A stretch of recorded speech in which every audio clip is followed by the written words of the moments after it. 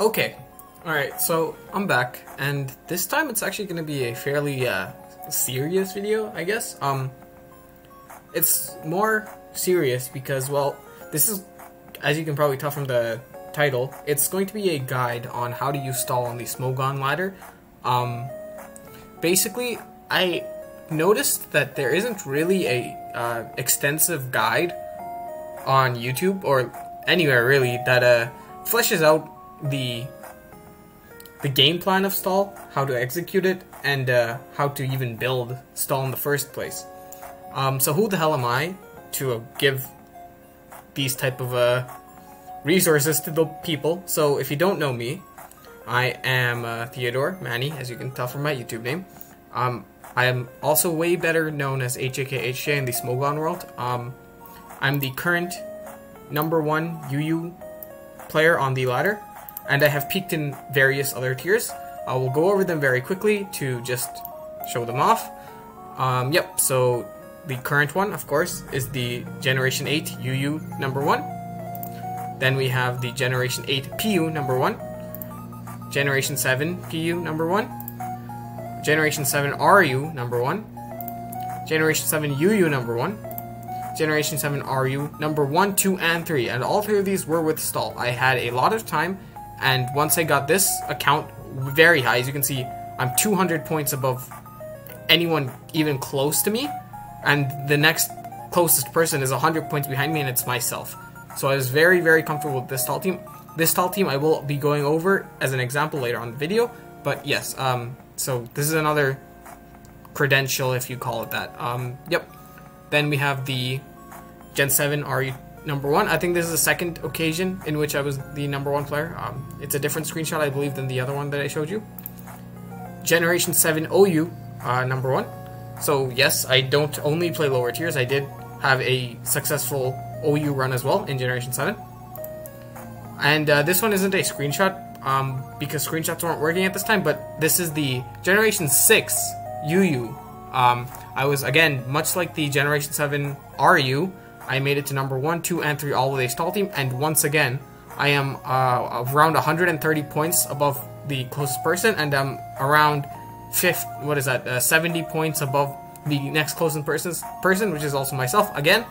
I actually won't be going over this stall team because I don't have it anymore, but I do have the Generation 7 stall team that I got very high with, and the Generation 7 UU beta. I just included this because I wanted to show that I am capable of essentially being a cultivator of stall in the archetype. Even when Generation 7 was in UU beta, I was able to climb to #1.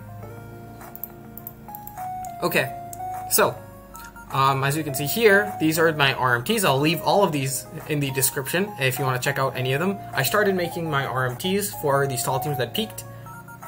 The screenshot that you saw coincide with these stall teams, and I'll leave them all in the description if you want to get a better look at them. I will also be going over all of them in the video later on, but I'll leave them in the link as well, or in the description as well, so yeah. Okay, so now let's get into the presentation. So, a guide to stall on the Smogon ladder. What is stall even? Okay, so the Smogon dictionary defines it as this. Alright, so stall teams are based off residual damage. This damage can come in many forms, including sandstorm, hail, toxic spikes, and stealth rock. The majority of Pokemon on a team like this will have good defenses and contribute to the overall goal of indirectly fainting the opponent's team. Tactics include using ghosts to block rapid spin, a move which can eliminate entry hazards, setting up entry hazards as fast as possible, and using phasing moves such as Perish Song, Whirlwind, and Roar.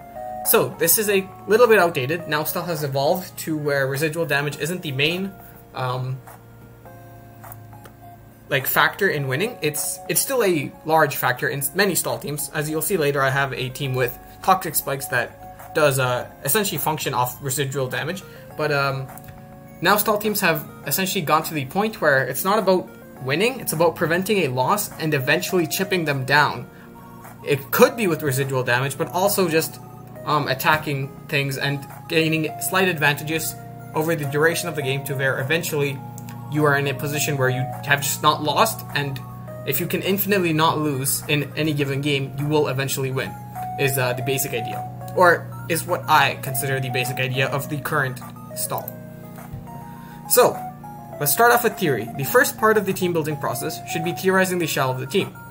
How will it fit in the meta? Does stall have tools to have an equal chance of winning against other prominent playstyles in the current meta? Will you be able to pilot the team well if the meta requires the use of Pokemon you are not comfortable with using?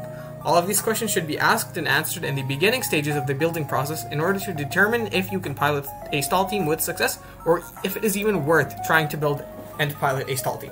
So, sometimes the meta just will not allow for a stall team. If the meta is super hyper aggressive and has breakers in order that just will not allow a stall team to work, then you just have to consider that a lost cause. Sometimes it's just not worth it. It's not worth the time and effort trying to create a stall team that will work, because sometimes it just will not. That being said, if you can answer all of these questions successfully and come up with an idea, absolutely go further into exploring that idea. Do not be resistant to change. If something isn't working, change it. It's far too common to see a player try out stall, see that it's not working, and then just give up. Instead, take the time to figure out why it's not working and find a fix for it, even if that fix strays away from the regular stall game plan.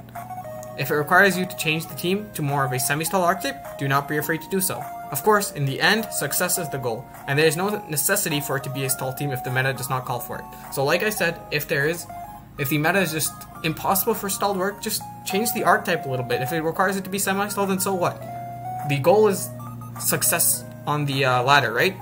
You just want to get as high as possible and try to peak. So, if that is the goal, of course, then just change it. Like, if it doesn't even have to be stall, but if you want to start with stall as an archetype that just tries to counter as much of the meta as possible, then please go for it. And then don't be like, okay, stall isn't working, I'm just not gonna try this at all. Just change slight variations of it, and eventually you'll get something that works. If a semi-stall works better, then just change it. So like I say, a semi-stall, if it works better, is always going to be preferred over a stall team that does not work. So like I said, if the meta just doesn't work, or if a stall team just doesn't work in the meta, then changing it to a semi-stall is going to be beneficial for not only you, but also just, like, not only for your success on the ladder, but also just as a team building practice. You will be able to, like, adapt to the current meta, and that's a huge thing to have in any team building, like, process. So yeah, that's that. So, playing with stall. In the beginning, it's a very simple game plan. Playing with stall should be very simple. Always go into your counter for any Pokemon that is currently on the field, and focus on following through with the basic definition of stall. That is, to whittle down your opponent's team using residual and chip damage, and preventing a loss on your side until you eventually win. So like I said, just try to, like, infinitely not lose. So basically, like, have your counter ready at all times, just keep healing up, and eventually, by not losing, you win. That's the game plan that you should just try to follow. Just always go into your counter. At the very beginning stages, this should be a good foundation for you to learn the matchups and how to, well, play with stall. However, once you start getting higher on the ladder and start facing those who have teams equipped to deal with stall, combined with a strong playing ability, you must start playing much more aggressively. You will lose if you follow the basic game plan of always going to the counter, since it's very easily predictable. So, once you get near the top of the ladder, or if you're just playing someone that's very good, you absolutely cannot follow the game plan that I mentioned above. Because not only is it very predictable due to its simplicity, it's also very easily taken advantage of. If they know exactly what you're going to do, then they can always just make it so that it is impossible for you to gain any type of advantage. If you constantly go into the counter and they're doubling into their breakers that break the counter to the thing that was in, now you're in a bad spot and you don't know when they're going to stop switching. And they don't actually ever have to stop switching. Like, they will just eventually get in their Pokemon that is equipped to deal with the stall team and slowly start to whittle your team down. And you will be the one that's essentially getting chipped down. You will be reverse stalled to an extent. Obviously, it will go faster because you will just be losing a big chunk of HP every time. So that's a very unfortunate thing to deal with if you play the basic game plan. So, in a sense, you have to start playing stall as if it's hyper offense. You must create any slight advantage possible and try to slowly progress towards a win. This could mean multiple double switches in order to get a position where you can get a free Toxic or Stealth Rock off, safely removing the hazards, or get some type of chip damage that is unrecoverable. So, you need to absolutely play as if it is hyper offense. You need to play in order to get any slight advantage that will allow you to get some type of damage off that they can't handle. So, if they're doubling, you have to expect that double and double back into something that will let you net some type of damage. And eventually, you will win because you're perpetuating that cycle of not losing and slowly chipping them down. It may sound counterintuitive as a stall team, but try not to lose tempo, momentum, or at least minimize the game of it for your opponent. Practice. As with any team, the more you test out your team, the more you will understand not only the meta, but as well as the niches each Pokemon has on your team and how to handle certain matchups. This is an integral part of success of stall, as learning the in and outs of the team, how to handle matchups, and what to replace in order to fit the current meta comes solely from practice. Don't be afraid of losing games at the start. Worry about understanding how your team functions, how to handle each matchup, what the threats are, and how to play according to minimize those threats. Create a sort of opening, mid-game, and end-game theory for the most common matchup so that you can eventually map out the objectives of any given matchup. So, with every game, you have to learn from it. Win or loss, you have to understand that, okay, this is how I dealt with it, this is how we'll continue to deal with it. I wasn't able to deal with this, so I have to deal with it this way now. I have to change this in order to deal with this. No matter what, you must absolutely learn from every game and figure out how to best combat any problem that you have seen within that game. Finally, we'll go into some examples like I mentioned before. So, if you go into Team Builder, you'll see that we'll start with the current generation one that I am currently number 1 in UU with. So, Incineroar Stall. We have Umbreon with just specially defensive, which protects Heal Bell. Quagsire with, again, Fizz Def Unaware. Mantine with Boots Defog, Fizz Def of course. Bronzong with, well, specially defensive, Toxic, Stealth Rock, Heavy Slam, and yeah, Weezing with Toxic Berry. So like I said, this stall does actually follow the game plan of trying to win with just residual damage with either Stealth Rock and Toxic Spikes, or just spamming Will-O-Wisp and Toxic from Quagsire and Incineroar, as well as Bronzong. As you can see on this team, it's not a very common stall team. It has Bulk Up Incineroar. The reason it has Bulk Up Incineroar is because I found the meta to be kind of fat as well. So how do I deal with a fat meta stall? You don't want to be in the game trying to play your outs if you can change the stall team slightly in order to give you advantage from matchup. So basically, this Incineroar beats almost any stall team. Just because anything that wants to haste the bulk ups away gets toxic and you rest on it. And you have so much PP due to rest, wasting essentially 2 turns. And those 2 turns, they're using PP and you're not. And once again, a common theme that you see is Bronzong with rest and Weezing with rest. So all 3 of these bottom 3 have rest, which is another way to combat other fat teams, that you essentially don't lose PP while they do. And like I said, not losing is much more important with a stall team than trying to win. It sounds really weird, but if you don't lose, you'll win, if that makes sense.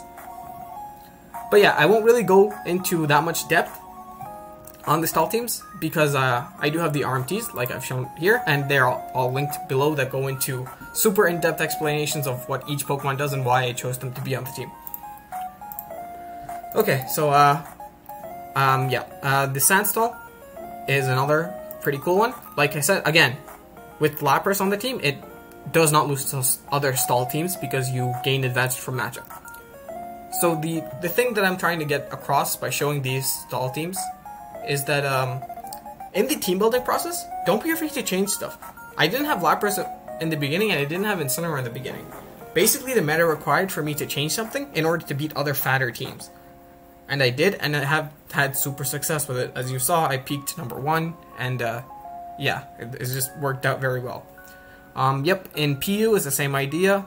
In Gen 7 RU is the same idea. And this one had a super high win rate. So, I essentially figured out what the meta required. The meta required Blissey and Mandibus because it just covered a like 50% of the meta alone. Quagsire helped with all the physical setup things that like often tried to destroy stall. And Cresselia was fast because one of the main stall breakers was Pangoro. And if you bring in the Cresselia that essentially has no item due to Fairy Z, on the Pangoro, you live the knockoff, you're faster than it, and you just destroy it with the Z Moonblast immediately. And of course, Telix to set up rocks, but it's just fairly standard. But the main thing I want to highlight is Suicune. This is a very anti-meta pick because the meta just could not handle stall with Suicune. Calm Mind Roar essentially beat all other fatter teams because they could not phase it out because you were often faster and you phased out their things. They could not Calm Mind alongside it with such as Reuniclus because you just phased it out and then now you get the boosts while they just wasted a lot of turns that they lost tempo. And Suicune was just an overall insane threat because of pressure because, again, once you're resting, you don't lose PP and they do. And they lose double the PP because of pressure. So that's why this team performed so well. I'm just highlighting the fact that don't be afraid to change what the regular consideration of stall is if it improves the team. You don't need to have it be a stall team at all if it leads you to more success, of course. And yeah, finally I'll bring up the RU Sand semi-stall because this is a very important point that I'm trying to drive home. It started off as a stall team, it changed into a semi-stall team as I noticed that stall just was not working. Stall alone could not handle the threats that broke through stall. So, how do you fix it? You bring something to revenge it. This is very akin to ABR stall, which I'll go into real quickly. The ABR decided, well, stall on its own just was not working, so I need a Pursuit Trapper in Weavile. What Weavile did is not only did it revenge the things that could easily break stall, it trapped things and led to a faster game that stall could capitalize on because they reached an end game faster where they could just focus on the smaller threats while removing the bigger threats with Weavile. This thing does the same thing. Stoutland, essentially, if you get the plays right, you can get in Stoutland and claim a kill, which was insane in the meta because any kill you get means one less threat for the rest of the stall team to deal with. And that makes it so much easier for the backbone of the team, the core of the team, to function. Because one less threat means one less time that they have to come in every time that threat would otherwise be in. So, what is the conclusion? Okay, so, in conclusion, take the time to fully understand your build, from the moment of conception of the idea, up until the final moments of the last game. Keep asking how to improve the team, and keep cataloging every matchup and create a theory board with as many points to follow as possible. Again, learn from every single game, whether it be win or lose, just learn from it. Like I say here, do not be fixated on a singular win or loss, just use every game to better improve either the team or the theory board for whichever matchup. Play according to the matchup, do not fall into the trap of only following the basic principles of stall, as it will not lend itself to success as you face stronger and stronger opponents. So like I said in the playing with stall slide, that, well, once you get to the top, you can't really follow the basic game plan because you will just not gain any advantage by doing so. You have to start playing much more offensively, much more aggressively, and try to gain as much like slight advantages as possible until you eventually win by not losing. It's just, if there's one thing you take away from this video is when you play with stall, don't lose. Just don't worry about winning, just focus on not losing, because if you don't lose, you will eventually win. And finally, of course, practice as much as possible to flesh out the team and how to play with it. This goes without saying, of course. Your first build will not be the best, but once you practice, you will change the builds, and you will change it again, and eventually you will find the best build. I wish you all the best of luck in your laddering endeavors, and I hope this video was somewhat helpful. And like I said, I will leave the resources of my RMTs in the description below if you want to look at that and understand a somewhat more in-depth process of how to build a stall team and how to pick what members to be on that stall team. This was more of a guide on the the essentials of stall and how to play with stall and how to feel, if that makes sense, or how to feel while playing with stall, how to learn from every game, and just some examples of the things I did to have success on the ladder. I will note that most of these, if not none of these statements hold true in tournament play on Smogon, because in tournament play, your opponent knows what you will do, and they can easily counter team a stall, and you just will not win. If you're bringing stall in a tournament in Smogon, you have to have a very good idea of what they're going to do, and you have to be very, very comfortable with playing a bad matchup, because likely you will get one in any Smogon tournament, if you decide to go with stall, of course. But yeah, again, I hope this was helpful. Thanks for watching. Bye.